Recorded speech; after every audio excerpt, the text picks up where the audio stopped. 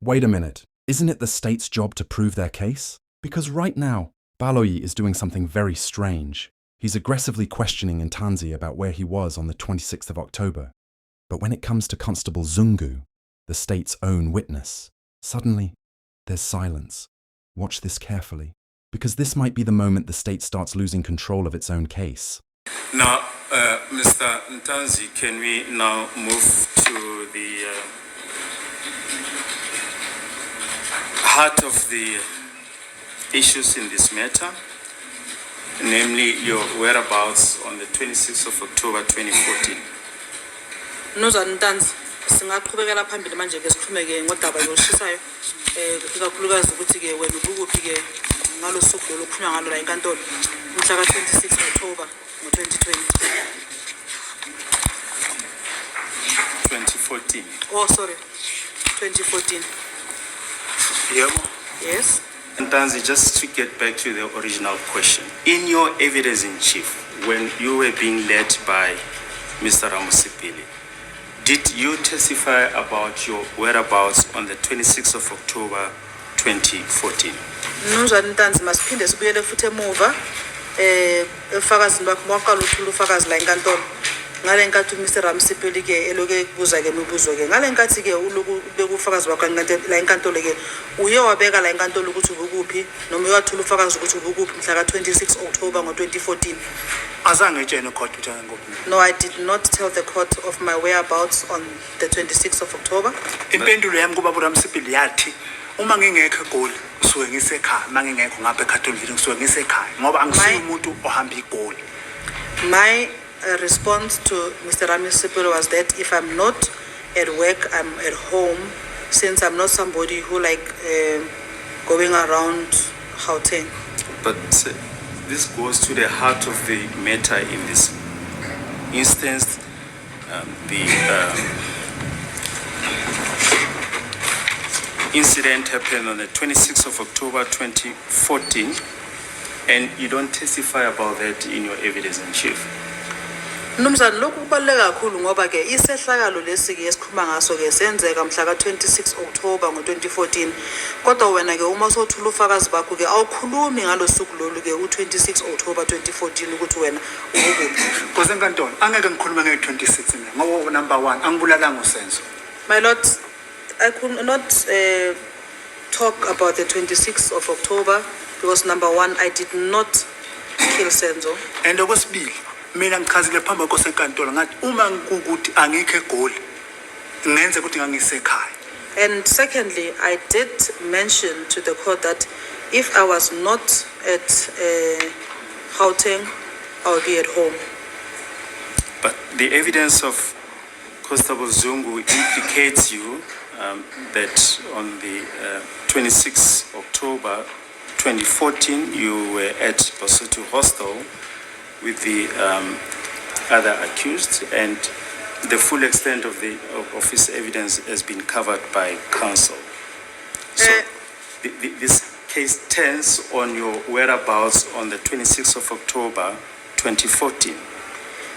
Kodwa ke uma sibheka ubufakazi ke obathula ke uMnumzane Zungu naye lo wathula la enkantolo ke ngesahlakalo sange 26 ka October ke uthi ke mhla ka 26 October 2014 wena nabanye kabasola ke benisebasuthu hostel ngalolu suku lolo. Because enkantolo akulona iqiniso lelo. That is not correct, my lord. Number 1 mina uZungu angimazi mshushisi. Number 1, and Zungu is unknown to me. uZungu ngiqala ukumbona mengena ngalomnyango engena lapha eboxini. The first time I saw him was when he entered this courtroom and took a stand in the court. Nabasola labo khuluma ngabo mina ngibazi 3 4 5. Even the co-accused you are mentioning are known to me, referring to accused number 3, 4, and 5. Mina kube ngangikhona hostel kulo hostel esho uGwabini wayengakayifihlele icourt ukuthi ngangikhona uGwabini utshene hostel athi mina hostel angiyazi eqinisile ukuthi hostel angiyazi. If indeed I was at that hostel, Gwabeni would have mentioned that to the court, but he mentioned that I was not in the hostel and I don't even know that hostel. Ngisho uMakhosi kungena watshena icourt wathi mina kangazi uqala ukungibona eRustenburg ukungibona kwakhe. Makhosonke also mentioned to the court that he does not know me. The first time that he saw me was in Rustenburg. Manje umuntu ohlala khona Nkosi enkantolo eFosorus umngani wami nginazi ngisho indle yakhe nginazi nalo hostel bese soqhamuka umuntu engingamazi ethi nangangihleli naye hostel akulona iqiniso le. Somebody who is my friend and who stays at that particular place never mentioned the effect of me being there. But somebody who does not stay with him comes to the court and say I was in that hostel. But, sorry. It's surprising, my lord. Sorry. But your whereabouts on the 26th of October 2014 are crucial. Mnumzane Ntanzi, ukuthi ubokuphi mhla ka 26 October ngo 2014 kubaluleke kakhulu. Do you agree? Yazivumela lokho. Mazothi ngiyavuma ngisho angazi uthini phambi kwecourt. When you say do I agree, I don't know what you're talking about before the court. We have put the proposition to you that the evidence of Constable Zungu is that on the 26th of October 2014, he saw you at Basuti Hostel and he's explained in detail under what circumstances. Now, we are saying to you, do you agree that your whereabouts on the 26th of October 2014 is crucial? Sikubekele ke ufakazi bukaZungu esho la inkantolo ukuthi ke mhla ka 26 October ngo 2014 uyakubona lapha eBasotho Hostel. Because inkantolo akuyona iqiniso lelo. That is not correct. Okwesibili ukuthi ke uyazi ukuthi umfakazi bakho ke ubokuthi ubokuphi mhla ka 26 October ngo 2014 ubaleke kakhulu la inkantolo. Lokho kubalekile ukuthi ngoba mina ngithi mangingekho la eGauteng ngisekhaya. Yes, I did mention that if I'm not in Gauteng, I'm at home. And you then come and give your evidence in chief, very detailed over several days, but you don't testify about your whereabouts on the 26th of October 2014, except just for the denials that you are not at Basuto Hostel. Futhi ke uye wafika la enkantolo bathula ufakazi ke wabundlala ufakazi bakhe enkantolo izinto ezenzakele ngezinye insuku ukuthi bekwenzakaleni kodwa ke awukhulumi ke mhla uthi nge-26 ka-October 2014 ubukuphi ngaphandle ukuthi wena awazi ukuphika nje ukuthi kwenzakale mhla ka-26 October. Mina ngiyathemba lapha ngangitshela ngummeli wami uyena wayengilida ngangiphendula izinto angibuza zona. My attorney was the one that was leading me on that particular day and I was only responding to the questions that are put to me. Ngiphinde phambi kwecourt mina Nkosi enkantolo angizange ngibulala uSenzo. Angimane ukuthi washonela kuziphi inkalo. And again, my lord, I just want to place on record that I did not unalive Senzo and I don't even know where he was killed. Uma ngingekho eGoli Nkosi enkantolo ngisekhaya.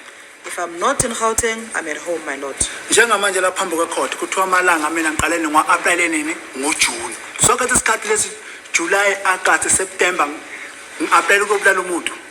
And here in court, there's evidence that shows that I applied for my leave days in June. So are you saying that all these other times, July, August, September, I was planning to go and unalive somebody? Yes. Yes, such an undertaking would require a detailed planning, advanced planning. Yebo ke isenzo lesifana lesi ke sofuna ukuthi uhlale umuntu ahlale phansi ngempela a plan kahle lokho afuna ukukwenza. Cha ukhuluma leqiniso. You're not telling the truth. Yes. Wena ufela utshele mina uSenzo wabulawa ubani kahle kahle sengubonile uwofa utshele ngaphambi kokuthi uSenzo wabulawa ubani. Actually, you are the one who's supposed to tell me who unalive Senzo. Yes. You see, the very first time that you testified about your whereabouts on the 26th of October 2014 was when Advocate Numalo asked you as to where you were on the 26th of October 2014. Isikhathi sokuqala nqa ngale nkathi ke sositshela ukuthi ke ubukuphi mhla ka 26 October ngo 2014 ile nkathi ke lo advocate Nxumalo kuyena ke kubuza ke ukuthi ke ubukuphi ke ngalo suku.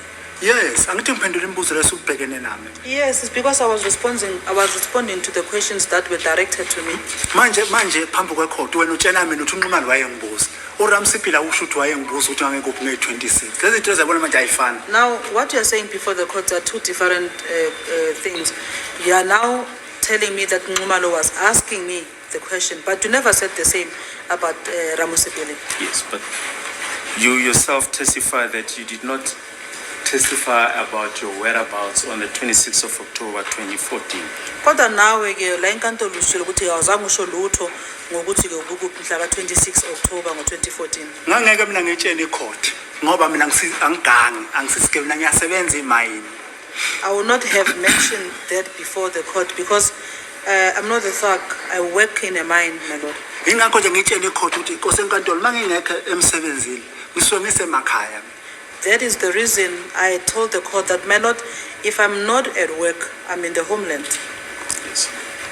Now, your response to Advocate Ngumalo on his question as to where you were on the 26th of October 2014 was that when you are not at work, you are at home. If not at home, you do traditional dance. Impendulo yakho ke kulombuzo lo wabekwa umntwana uNxumalo ngalosuku lolu ukuthi ke mhla ka-26 October ngo-2014 ubukuphi na. Impendulo yakho wathi wena uNxumalo wathi ke uma ngekho emsebenzini ngisekhaya, uma ngekho ekhaya ke ngisengomeni. Isizathu sathi ngiphendule uNxumalo ngale pendulo le. Mawubuka amalanga la okuthiwa ngihlokanga ngawo. Kukhomba khona ukuthi ngangisekhaya. Matsanga. The reason why I responded the way I did to Mr. Ngumalo is because when you look at the days, that shows that I did not clock at work. It shows that I was at the homelands on those days. Siphinde futhi uma mina ngisengomeni ngiyaya emsebenzini ngomsombuluko. And again, just to add, even when I was at the traditional dance, the following day, I definitely go back to work. So, my attention has been drawn to the fact that apparently accused number one has raised his hand. I don't know, maybe he's got an urgent need or needs comfort break or whatever.